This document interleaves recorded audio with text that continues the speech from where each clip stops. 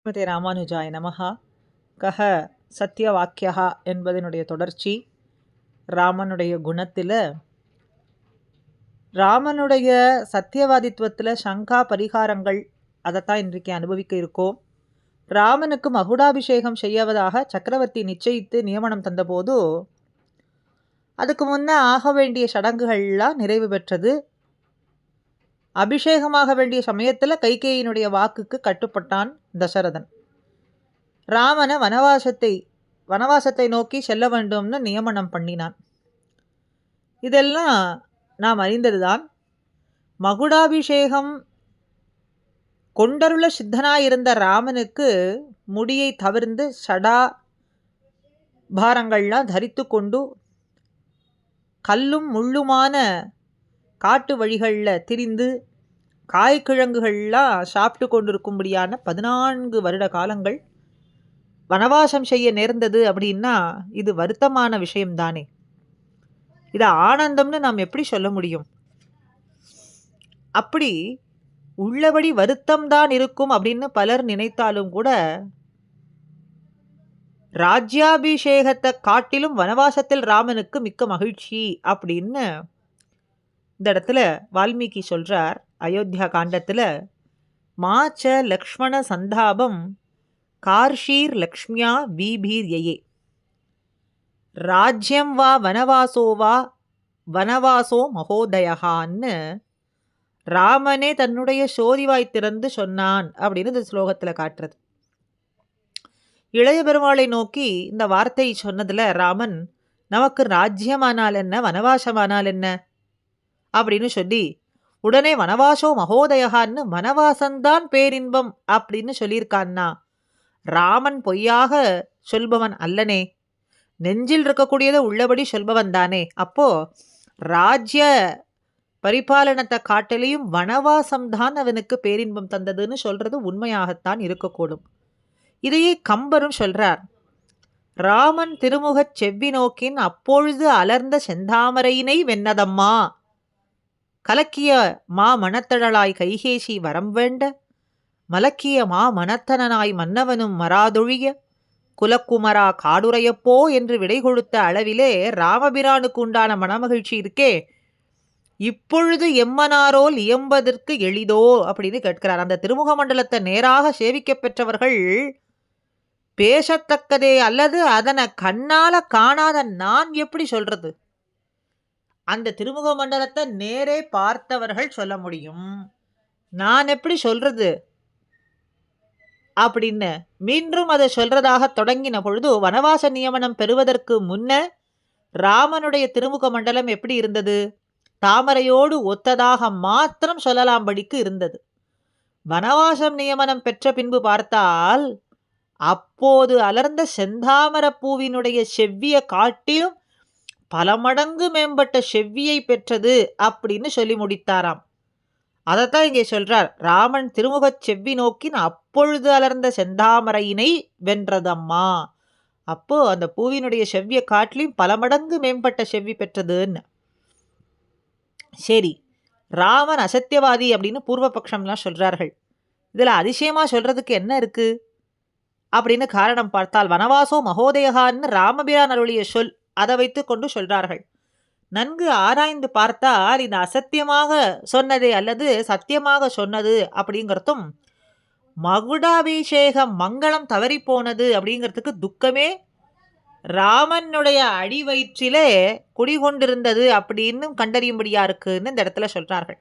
எப்படின்னா, ராமன் பஞ்சவட்டியில சீதையை பிரிந்த வருத்தத்தினால் புலம்பும் பொழுதோ, ராஜ்யாத்து பிரம்சோ வனே வாசோ நஷ்டா சீதா ஹதோ த்விஜகா ஈத்ருஷீயம் மமாலக்ஷ்மிஹி நிர்தஹேதபி பாவகம்னு இப்படி அவன் புலம்பினானே. இதுல ஸ்பஷ்டமாக உள்ளதே அப்படின்னா இதனுடைய பொருள் என்ன? கிடைக்க வேண்டிய ராஜ்யம் இருக்கே, அந்தோ அது கிடைக்காமல் போனதே. ராஜ்யம் கிடைக்காமல் போனால் என்ன, நகரத்துல ஒரு மூலையிலே வசிக்க பெற்றிருக்கலாமே, அதுவும் இல்லாமல் இப்படி காட்டில் வந்து திண்டாட வேண்டியதாயிற்றே, இப்படி பற்றதா என்னுடைய தரித்திரம்னு சொல்லி புலம்பினான். இப்படி புலம்புறதை பார்த்தால் ராஜ்யம் இழந்து வனவாசம் பெற்றது அவனுக்கு பெரும் துயராகத்தான் பெருமாளுடைய அடிவயிற்றில் உறைந்து கிடக்கிறது அப்படிங்கிறது தெரியறது. அப்ப உண்மை இப்படி இருக்க வனவாசம் மகோதயா அப்படின்னு சொல்றீர்களே, இது அசத்தியம்னா என்று பலர் சங்கிக்கிறார்கள். அதாவது சந்தேகத்தை இந்த இடத்துல எழுப்புறார்களாம் ராமன் சொன்ன இந்த வார்த்தையையும் கொண்டு. அப்ப இதுக்கு பரிகாரம் என்ன? ராஜ்யாத்து பிரம்சோ வனே வாசகா இப்படித்தானே சொன்னான் ராமன்.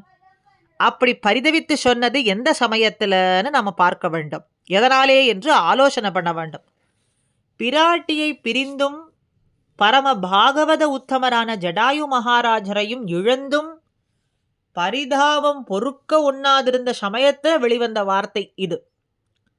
வனவாச கட்டளை கிடைத்த போது வனவாசோ மகோதயா அப்படின்னு சொன்னது என்ன திருவுள்ளத்தால் அப்படின்னு பார்த்தா, ஜனக சக்கரவர்த்தி சீதா பிராட்டியை தாரை வார்த்து கொடுக்கும் பொழுது இயம் சீதா மமசுதா சக தர்மச்சரி தவா அப்படின்னு சொல்லி கொடுத்தார். ராமபிரான் தான் செய்ய கடவதான தர்மத்திற்கு அவளை துணையாக கைப்பற்றினது அப்படிங்கிறது இதனால நமக்கு நன்னா தெரியறது. ராமன் தான் செய்ய கடவதான தர்மம் தான் என்ன அப்படின்னா சரணாகத பரித்ராணமே ஆகும். இதத்தான் கஹ தர்மஜா அப்படின்னு மூன்றாவது கேள்வியான ராமனுடைய தர்ம குணத்துல விவரணமாக நாம் பார்த்தோம், அனுபவித்தோம். சரணாகத பரித்ராணம்தான் ராமனுடைய தலையாய தர்மமாகும். ஆக பிராட்டியுடன் காட்டுக்கு எழுந்தருளினது அப்படிங்கிறது சரணாகத சம்ரக்ஷணமாகிற இதை காட்டி கொடுக்கின்றது. அத பரமார்த்தத்தை நிறைவேற்றுவதற்கு உறுப்பாக குதூகலத்தாலே இவர்கள் சென்றார்கள் அப்படிங்கிறதும் நமக்கு தெரிய வருது. காக்காசுர பரித்ராணம் அதில் அந்த மாதிரி தருணங்களில் பிராட்டி கூட இருந்தது சபலமாக பெற்றதை பெருமாள் நன்கு தெரிந்து கொண்டார். அப்படிப்பட்ட பிராட்டியை பிரிந்த துக்கம் ஒன்று. அதுக்கு மேலே பரம பாகவதர்களோடு கூடி வாழலாம், குதூகலத்தோட காட்டுக்கு வந்தேனே, மகாபாகவத உத்தமரான ஜடாயு மகாராஜரை இழந்து இப்படி துக்கம் இருக்கேன்னு மற்றொரு துக்கம். ஆக சீத்தை பிரிந்ததை காட்டிலும் பரம பாகவதனை பிரிந்ததனாலே எம்பெருமானுக்கு அதுவே மிகப்பெரிய துயரமாக விளைந்தது. இந்த ரெண்டு துக்கங்களினாலும் திருவுள்ளம் குலைந்து போகவே காட்டுக்கு வந்தது விபலமாக போனது, விபரீதமாக ஆனது. அப்படிங்கிற துக்கத்தினாலே ராமன் ராஜ்யாத் பிரம்சோ வனே வாசகா என்கின்ற ஸ்லோகம் ஆவிர் பவித்தது. ராமன் திருவாக்கினாலே வந்தது, அதனால் இது ஒன்று பிசகு இல்லை அப்படின்னு சொன்னார். அதனால இது அசக்திய வாக்கியம் அப்படின்னு நாம் கொள்ள முடியாது. இதுக்கு ஒரு பொருத்தமான திருஷ்டாந்தம் பார்ப்போம். ஒருத்தர் ஒரு திவ்ய தேசத்துக்கு ஒரு உற்சவ காலங்களில் வந்து சேவிக்க வேண்டும் அப்படின்னு தன்னிடத்தை விட்டு வெகு தூரமான ஒரு திவ்ய தேசத்துக்கு வந்திருக்காருன்னு பார்ப்போமே. வைத்து கொண்டால் அவருக்கு அந்த வந்த இடத்துல ஒரு விதமான சௌகரியமும் கிடைக்காமல் வெயிலினாலும் மழை முதலான கஷ்டங்களில் சிக்கி திண்டாடி பெருமாள் சேவையும் அவருக்கு பிராப்தமாகாது இருக்குன்னா அவர் வாயிலிருந்து என்ன பரிதாபமான வார்த்தை வரும்? நம்மூரிலேயே சுகமாக இருந்திருக்கலாமே, எதுக்கு இப்படி வந்து வருந்துகின்றோம் அப்படின்னு எல்லாம் புலம்புவதை நாம் பார்க்கலாம். அப்போ அவர் புறப்பட்டு வந்திருந்த அவருடைய குதூகலத்தை குறை சொல்ல முடியுமா? இல்லை பொய்யான குதூகலத்தில் புறப்பட்டார் அப்படின்னு நாம் சொல்ல முடியுமா?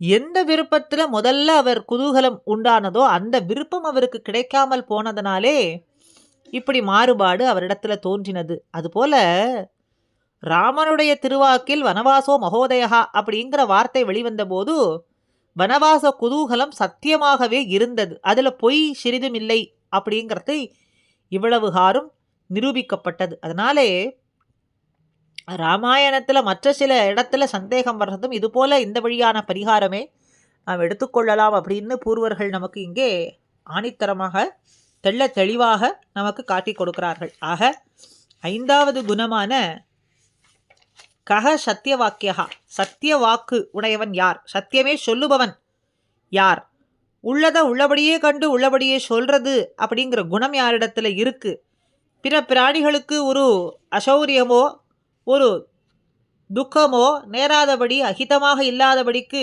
சொல்லக்கூடியவனான அந்த வாக்கை உடையவன் யார் அப்படிங்கிறதுக்கு எல்லாமே ராமன் எம்பெருமான் அப்படிங்கிறத பல திருஷ்டாந்தங்கள் மூலமாகவும் ராமாயண சரித்திரத்தின் மூலமாகவும் நாம் இங்கே அனுபவித்தோம். அடுத்ததாக கஹ திருட விருத்தகா அப்படின்னு 6வது குணம், 6வது கேள்வி.